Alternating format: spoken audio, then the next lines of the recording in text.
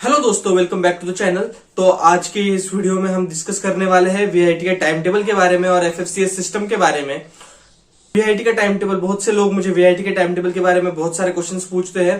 तो वीआईटी का जो टाइम टेबल है या जो वीआईटी का शेड्यूल है वो होता है सुबह के 8 बजे से लेकर शाम के 7 बजे तक। तो ये एक 11 आवर का लॉन्ग टाइम टेबल है या शेड्यूल है।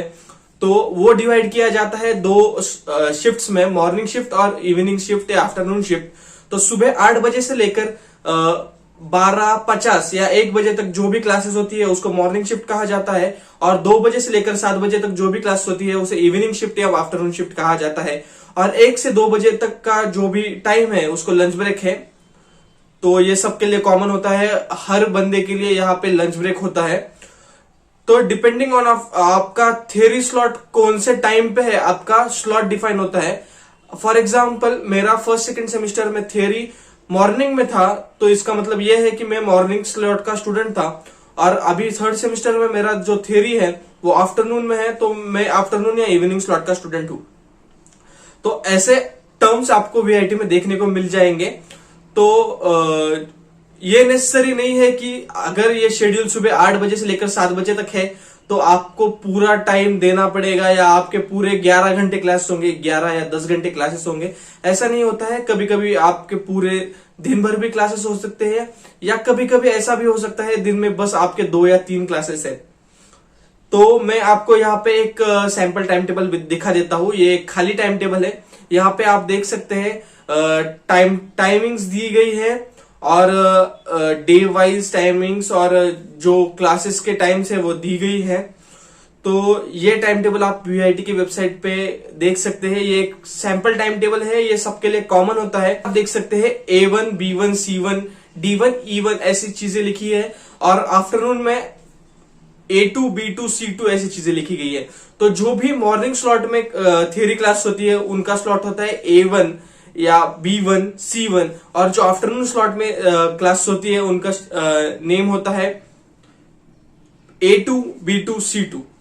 ऐसे नेम्स होती है। स्लॉट्स A से लेकर G तक होते हैं। तो इसका मतलब यह है कि आप इतने नंबर ऑफ सब्जेक्ट्स ले सकते हैं, इतने नंबर ऑफ सब्जेक्ट्स आप एकोमोडेट कर सकते हैं टाइम टेबल में। तो ये टाइम टेबल एक सैंपल टाइम टेबल होता है, इसमें कोई चेंज नहीं होता है। आपको क्या करना है, सिर्फ ये स्लॉट के हिसाब से आपको सब्जेक्ट एफएफसीएस में चूज करके यहाँ पे पुट अप करने हैं।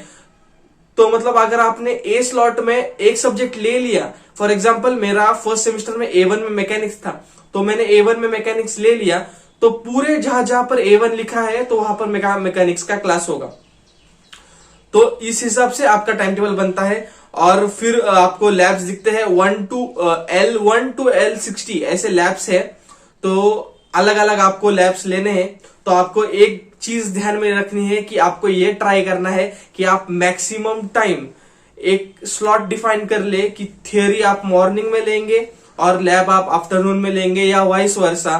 तो इससे क्या होगा कि आपका टाइम टेबल जो है वो सॉर्टेड बन जाएगा और आपको most of the time free मिलेगा। अगर आपने मिसमैच कर दिया कि मॉर्निंग में एक थियरी है, एक लैब है, शाम को 4 थियरी है, तो आपका टाइम टेबल जो है वो सॉर्टेड नहीं रहेगा। आपका जो टाइम फ्री था वो फ्री नहीं रहेगा। आप यहाँ पे स्क्रीन पे देख सकते हैं, ये मेरा थर्ड सेमेस्टर का टाइम टेबल है।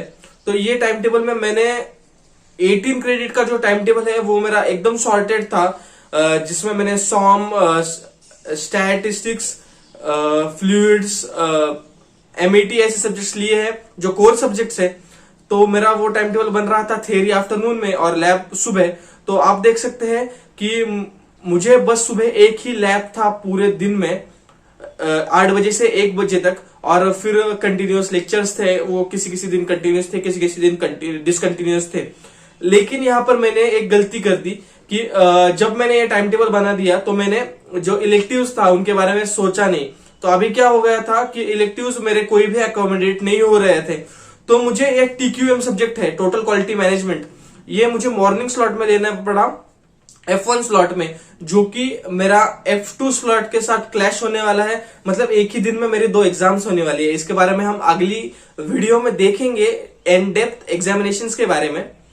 तो ऐसी गलती आपको नहीं करनी है। आपको पूरे के पूरे जो भी थियरी है आपको एक स्लॉट डिसाइड कर लेना है मॉर्निंग या इवनिंग, और उसमें पुट अप करनी है, तो आपका टाइम टेबल बहुत ही खाली खाली बन जाएगा, आपका सॉर्टेड टाइम टेबल बन जाएगा। अगर आप मेरा टाइम टेबल देखेंगे तो अगर ये TQM जो सब्जेक्ट है इलेक्टिव उसको मैं हटा दूं तो मेरा टाइम टेबल है जो सुबह हर रोज एक लैब, देखो कोई भी लैब नहीं, ऐसा टाइम टेबल बन सकता है आपका भी। तो आप ऐसा फ्री टाइम टेबल बना सकते हैं VIT में। तो अभी बात करते हैं हम FFCS के बारे में। FFCS का फुल फॉर्म होता है फुल्ली फ्लेक्सिबल क्रेडिट सिस्टम। तो ये एक VIT में सिस्टम है जिसका यूज करके आप आपके हिसाब से सब्जेक्ट, स्लॉट, टीचर, टाइमिंग और बिल्डिंग चूज कर सकते हैं। हाँ, बिल्डिंग तक, आप एक बिल्डिंग तक चूज कर सकते हैं किस बिल्डिंग में आपको पढ़ना है, डिपेंडिंग ऑन वो टीचर उस बिल्डिंग में उनका स्लॉट अवेलेबल है या नहीं। तो इसके हिसाब से आप एक अच्छा टाइम टेबल बना सकते हैं, एक सॉर्टेड टाइम टेबल बना सकते हैं और आपके हिसाब से टाइम टेबल बना सकते हैं। कोई लोग होते हैं जिनको सुबह उठने में प्रॉब्लम होता है, उनको सुबह उठना अच्छा नहीं लगता है, वो आफ्टरनून ले सकते हैं। जो अर्ली राइजर्स होते हैं वो मॉर्निंग स्लॉट ले सकते हैं। इस हिसाब से आप आपका टाइम टेबल बना सकते हैं, आपके सब्जेक्ट चूज कर सकते हैं। फॉर एग्जाम्पल जैसे मैंने सेकंड सेमेस्टर में किया था, मैंने 27 क्रेडिट्स लिए थे। तो ऐसे आप भी जल्दी से जल्दी आपके क्रेडिट्स खत्म कर सकते हैं और आप फिर जो आपके लास्ट के सेमेस्टर्स होंगे 7th और 8th सेमेस्टर, उस सेमेस्टर्स में आप प्लेसमेंट्स के लिए पढ़ सकते हैं, या अगर आपको हायर स्टडीज करनी है तो आप गेट वगैरह के लिए पढ़ सकते हैं। तो इस हिसाब से आप FFCS का यूज करके आपका टाइम टेबल बना सकते हैं और मैक्सिमम जो आपका टाइम है उसको सेव कर सकते हैं और मैक्सिमम एफिशिएंसी ला सकते हैं आपके कॉलेज में। और जो भी आपकी को करिकुलर एक्टिविटीज हो या जो भी आपकी हॉबीज हो, उनके लिए आपको आपके पास एक इनफ टाइम मिल जाएगा। तो ये हुई टाइम टेबल और FFCS के बारे में पूरी बातें। तो अगर आपको ऐसे ही कुछ डाउट्स है या कोई क्यूरीज है तो आप कमेंट सेक्शन में बता सकते हैं और उसके बारे में मैं डेफिनेटली एक वीडियो बनाऊंगा। तो चैनल को सब्सक्राइब कीजिए, मैं ऐसे ही और वीडियोस लाने वाला हूं। अगली वीडियोस होने वाली है क्रेडिट सिस्टम और एग्जामिनेशंस के बारे में। तो stay tuned for the new videos और सब्सक्राइब कीजिए अपडेट्स के लिए। Thank you.